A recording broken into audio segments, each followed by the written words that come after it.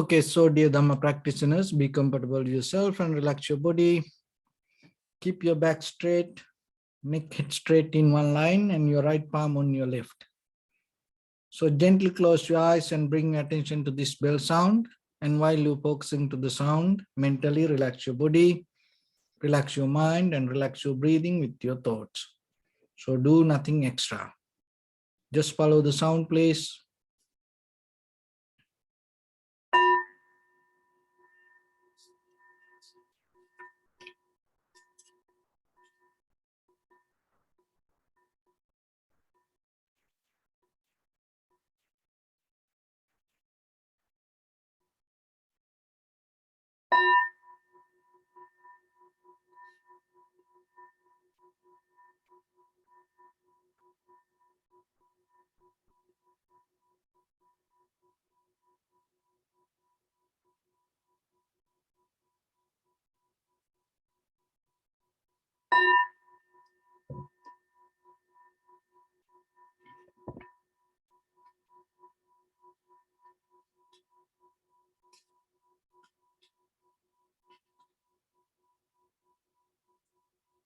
Namo tassa bhagavato arahato samma sambuddhassa.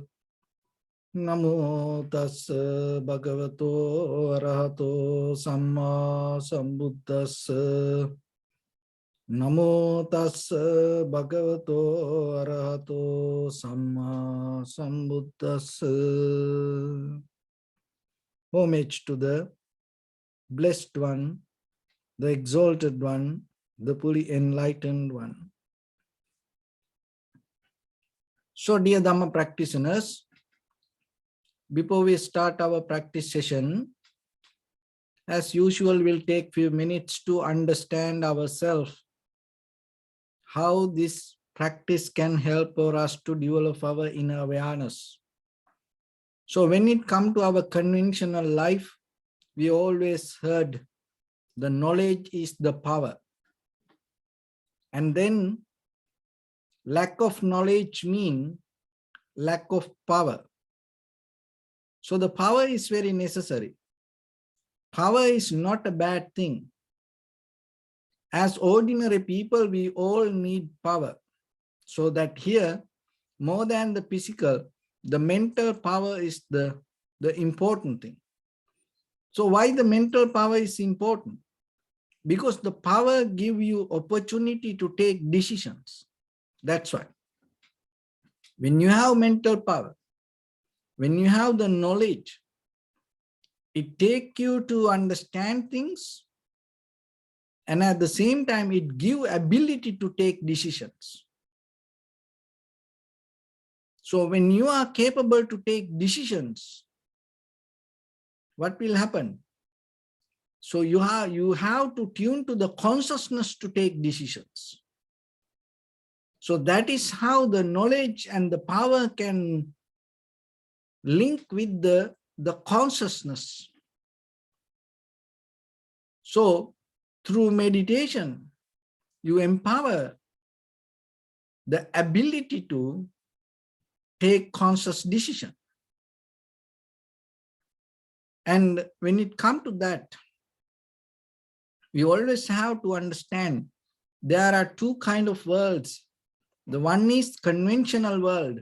This all the things we perceive, these objects, time and space, and the things that we experience, this all belong to this conventional life. And the eternal life, that eternal life is what is the truth behind this all, and what is the ultimate truth,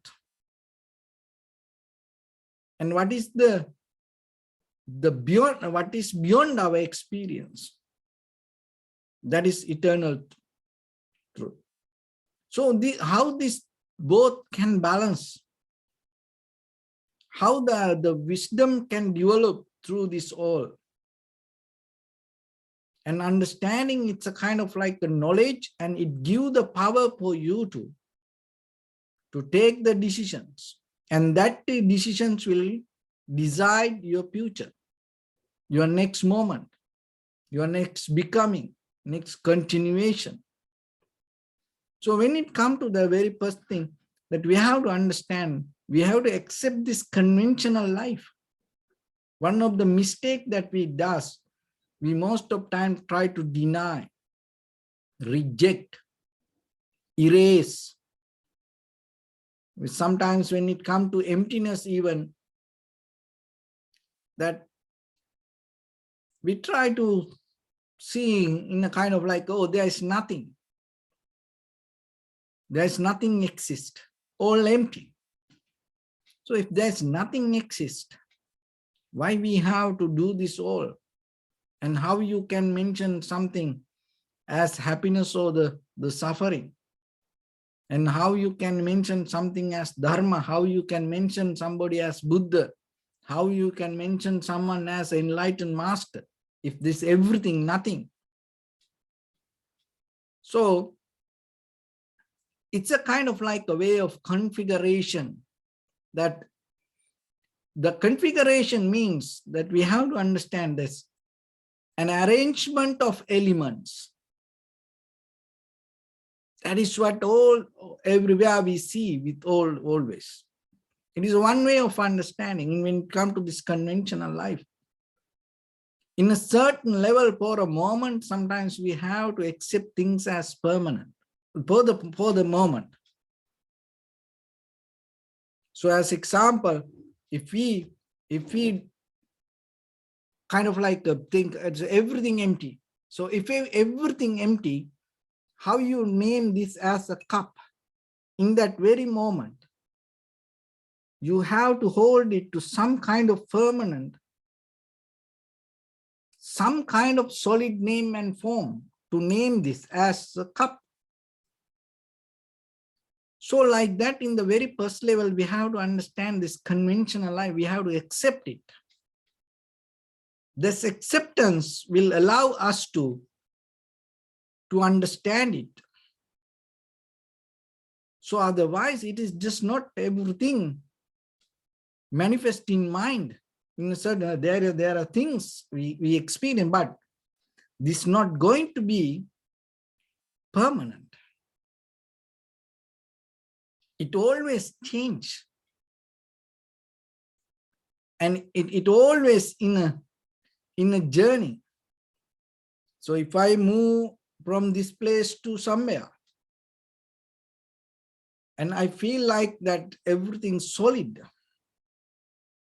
but still from this point to that point, when I move moment by moment, this everything, this configuration, the process that change, this all elements, even though it put together and became as me, inside this everything changed, and even this everything around us, even though we see kind of like a solid,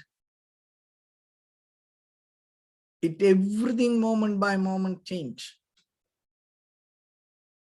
So seeing the object, accepting it as an object, but still knowing it as a kind of like a permanent thing, still knowing that what you see always change, is one way of understanding emptiness.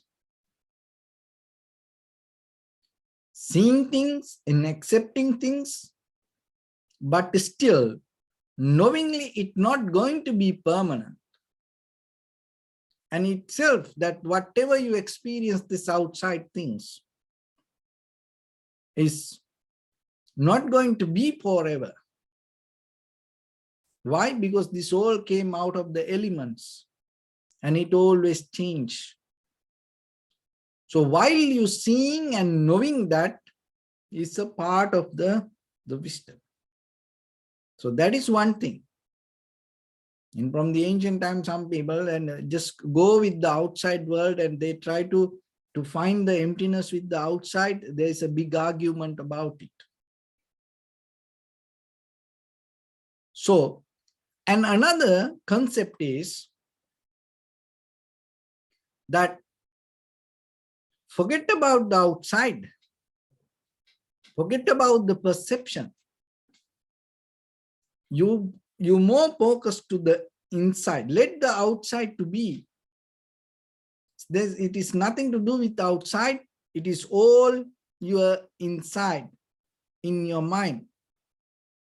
If your mind contaminate, what happens? Then that contamination with the greed, hatred, and the delusion is kind of like three poisoning. Then you can't get out of the conventional life. So the hold it to your mind and contaminate your mind is another way, is explained as conventional life. So then you don't look into the outside and you go inside and try to clean your own mind. And you work with the mind and get the mental clarity and gain the liberation. So that is one way of that understanding about the liberation. So then there are two ways. One is that we have to accept the perception, but still we should know it is impermanent.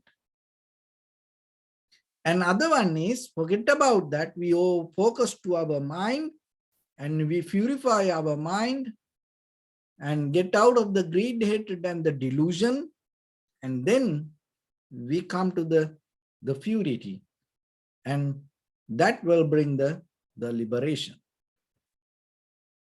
So this both, they have huge arguments from the history. And the one is called the Sankhya or the Madhyamika, or the way of explaining. Another one is the Sankhya and the Madhyamika. So somehow you have to remember not to hold it to the outside world, or not to just believe that everything in your mind. Because everything in your mind, how I hold this and what I feel, and how this outside world help for me to maintain my life. So then we have to understand the both. So the one is that you have to know there is outside world, and you have to accept that. Acceptance bring the ability for you to be more humble and be more very careful and observe and recognize, and that will help you to bring the ability to see things as it is. Because if you don't accept there is something not exist, what do you mean by seeing things as it is? So this is what happened. When you accept there is something, this acceptance bring the openness for your mind to see and understand it. So that openness bring the ability to see it as it is, because now you know there is such a thing exists, and now you have the effort to understand it as it is. Otherwise, if you believe, oh, there is nothing, it's only the mind, how are you going to see things as it is? So that is one thing, and there is a huge, it's a 50%, the condition of your mind effect, but at the same time, the 50% that your outside object also help. Because when it comes to your eye consciousness, how the eye consciousness happen, it is not just by the mind and the eye organ. You need the eye object. When the eye object and the I, the both together bring the I consciousness. So the ear, and then they are something that from the outside world. Listen this very carefully. It is very important for you to understand. There should be outside sound. And when that sound comes to your ear, that touch bring the ear consciousness. The nose the same. So then, when you experience something, are you really thought there is something exists outside? That is the key point, because sometimes we neglect that. When we experience something, if you know there is something exists outside, that whatever exists help for you to have this experience, then you become more careful. You become more disciplined. Then you know it's not just only you. Then you become more humble. You become more mindful. Why? Because your experience comes as a result of something that you gain from outside. So this understanding bring a foundation for you to observe. So even when it comes to inhalation, exhalation, if you know there is something as inhalation or exhalation exists beyond your mind, then you start to look into that. So that's why then you have to be in the middle, not to go into the extreme level. You have to be in the middle and understand that when it comes to our environment, our life, that when things go wrong sometimes, it is just not only your mind, and there are maybe exactly something that outside, maybe you have to work with that. And that is where you more recognize the cause and effect. So that is one thing. But most of the time when it comes to our spiritual practice, we neglect that. But when it comes to the Buddha's teaching, it always, that's why that the truth, two kind of truths, that the conventional truth and the eternal. So then the base should be your conventional truth. You have to accept things. You have to go with things. And that is where you become more mindful to deal with things. And that is where you become more open. And that is where you recognize that sometimes you have to adapt according to the certain situation, rather than just hold it to egocentric, self-centered mind, believing, oh, everything my mind, everything me, I can do whatever I want.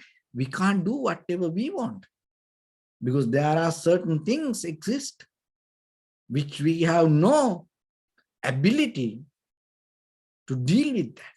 So once you accept that, you are capable to little bit step back. And when it comes to the people, we have to accept that there is a person like that, exists separately. And that person not going to do things according to the way I want, because there is a separate person. If you don't accept that, what will happen? You always going to get hurt, and you always going to get into trouble, and you always going to overtake, and you always going to fight with people. Why? Because you think, oh, everybody should do the way I want. People don't do that. They are different. And even when it comes to the life, and we all have hopes and the desires with the very conventional life. And then what will happen? We think, oh, when we think something, oh, it should happen. Why? Because I thought about it.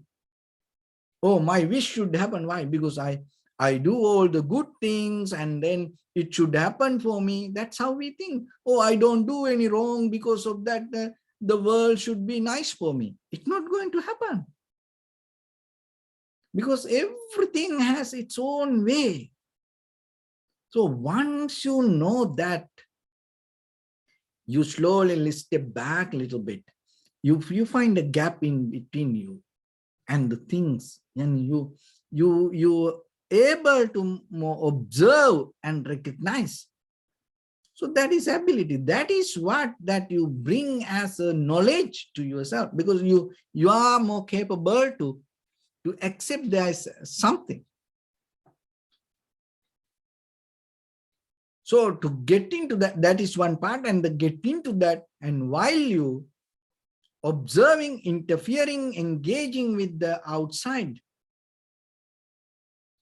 then other part is that the vipassana knowledge means that you should know it is just not only the environment or the outside or the condition of the perception or the condition of the object, and it's all depend on the condition of the mind also, observer or the perceiver also.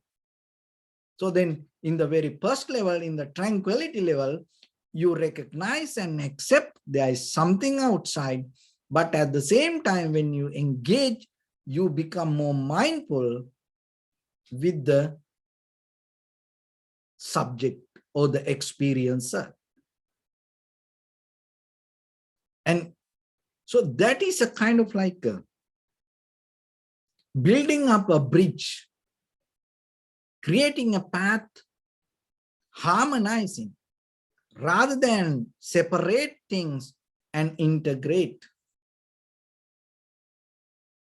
So, and while you experiencing and you observe the condition of the experiencer,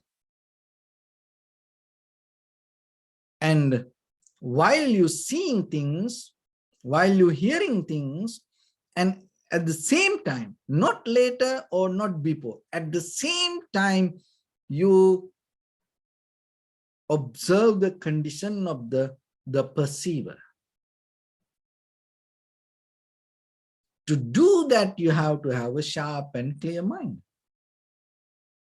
And once you have that ability to see the outside object and the inside the perceiver, and the condition of the both, and accepting there is something outside, and bringing the clarity to yourself also, because when it comes to ourself, our mind, the very behavior, the very nature, how the mind get polluted, contaminate, because of the previous experience or the past habits or our mental views or the emotions.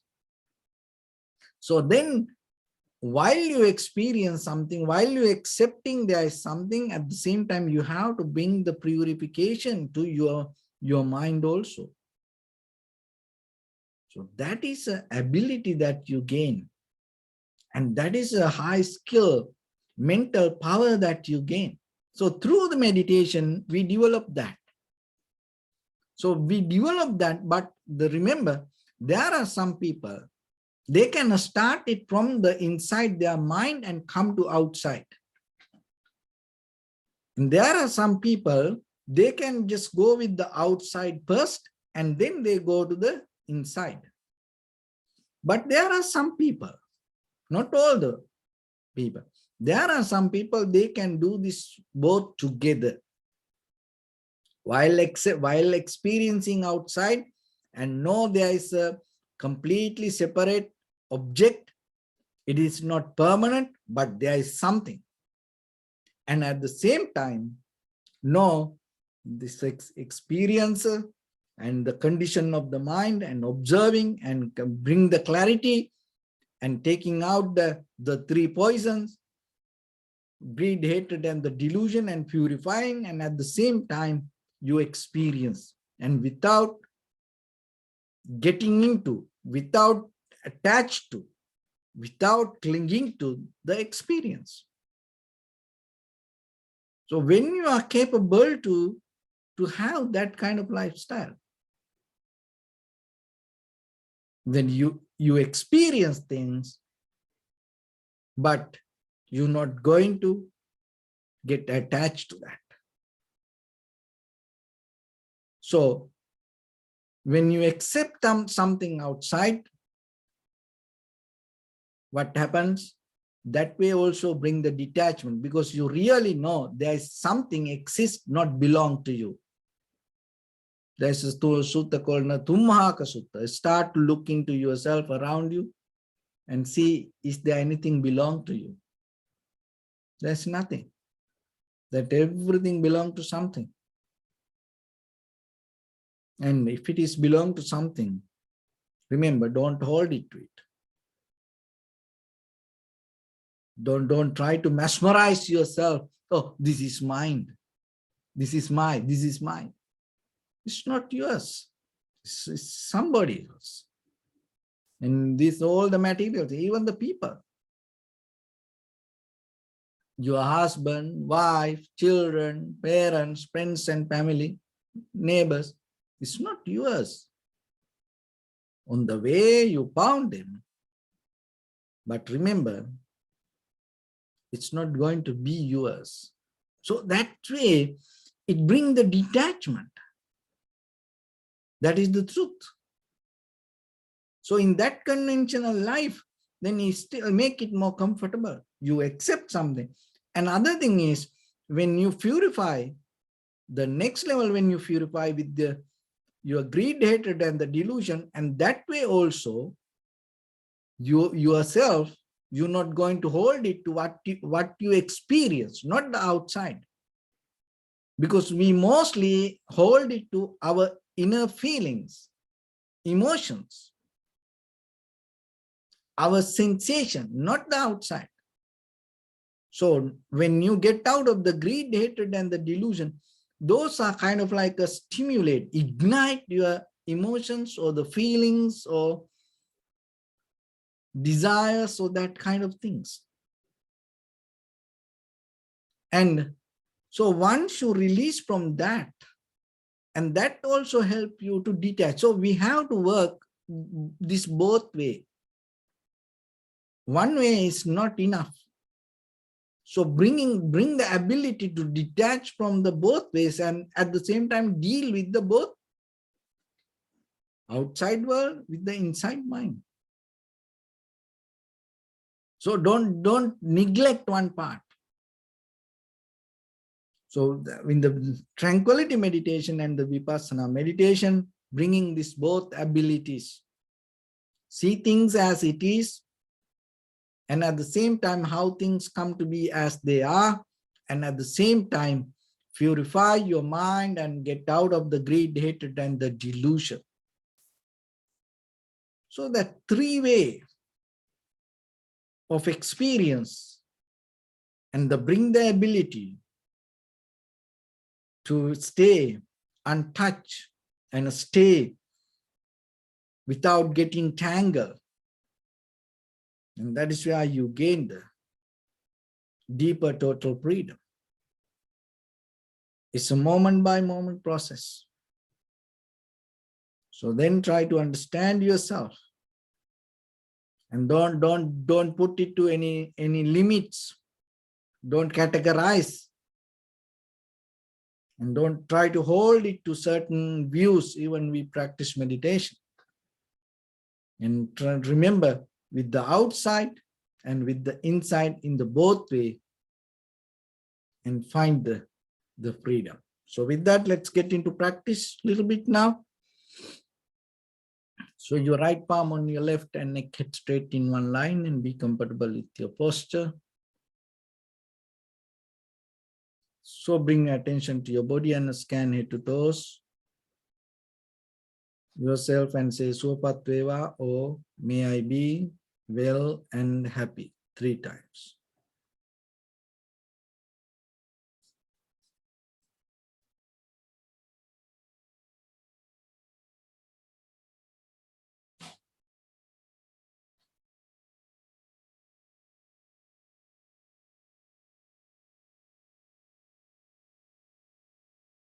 Take a moment and think. We gathered here in this moment to practice this ancient meditation technique. All the Buddhas, all the enlightened masters followed this path and achieved wisdom. So we also gathered here to accumulate that knowledge. In this moment with this sitting, may my body become more comfortable. May my breath be more smooth. May no difficulties come to me. May all the success come to me. Also think for a moment, this is the last moment we're spending in this very lifetime, and detach your mind from all your past memories and as well as any kind of future thoughts. Just try to remain in the present moment, observing the sensation of your inhalations and exhalations. And while you're observing, remember to see the sensation and at the same time, be aware about the condition of your mind. So in the beginning, deeply and gently, breathe in, breathe out 3 times, please.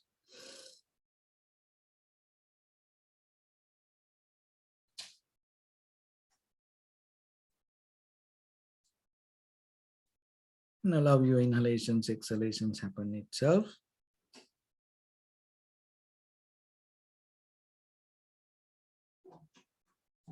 Just recognize it through the sensation. Do nothing extra.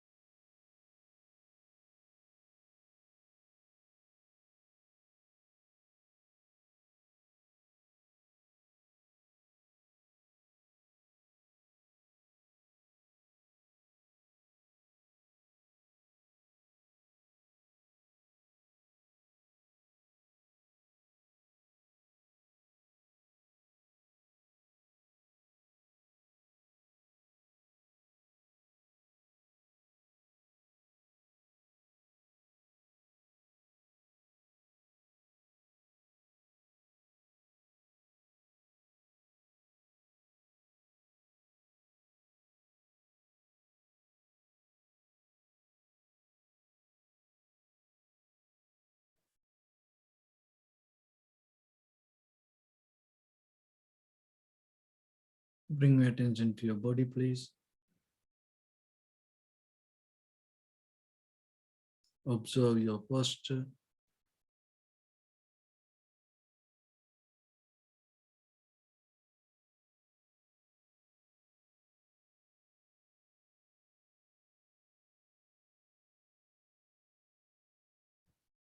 We cultivate loving kindness and compassion in our heart and radiate it as a light through entire your compound, village, city, state, country, world,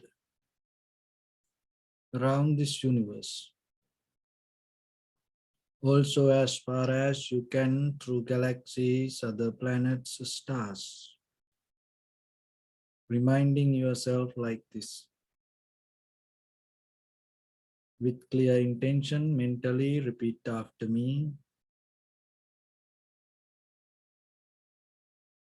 May all living beings in this universe be well and happy.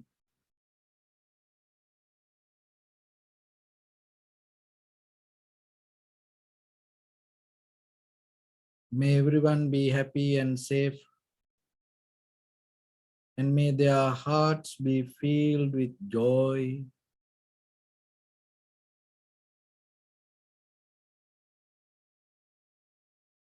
May all living beings live in security and in peace.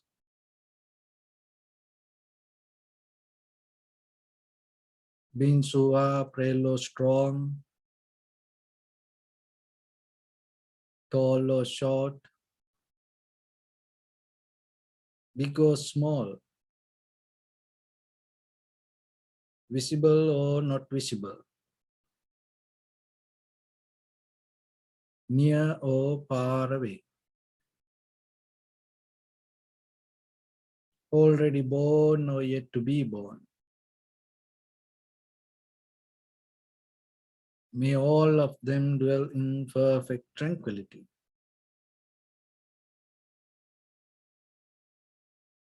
Let no one do harm to anyone. Let no one put the life of anyone in danger. Let no one out of anger or ill will wish anyone any harm.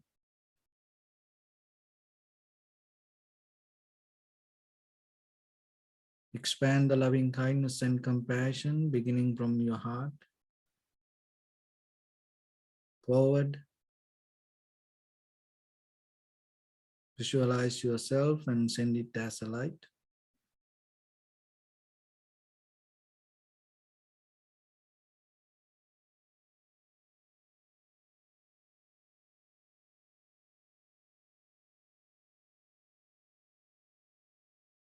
To your backside.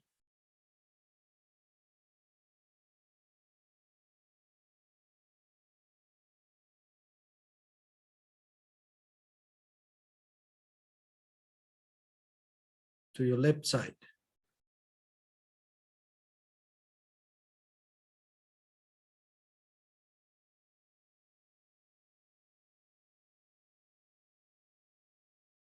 And to your right side.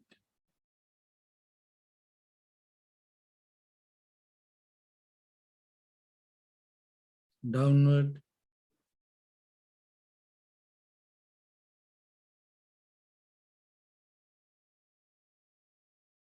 And upward.